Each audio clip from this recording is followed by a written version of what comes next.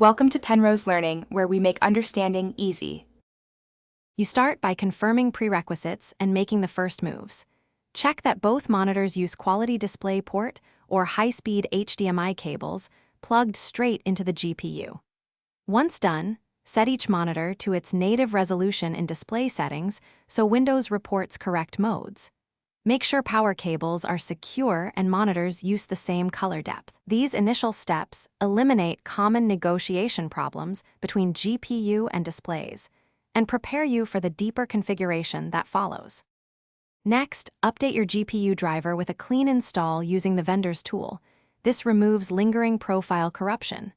Then, in display adapter properties, set both monitors to identical refresh rates. Mismatched HC often causes flicker when the GPU alternates frames. Once matched, temporarily disable variable refresh features like G-Sync or FreeSync to isolate the issue. If flicker stops, re-enable with the vendor control panel and adjust timing or frame limits. These steps fix timing. To finish, swap cables and ports to identify faulty hardware.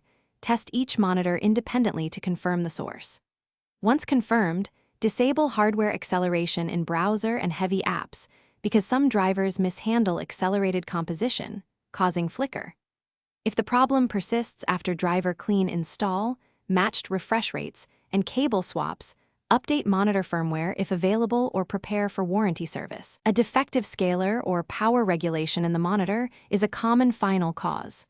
Quick tip: test with a different PC to be certain. Thanks for watching. If this was helpful, leave a like and consider subscribing. See you next time.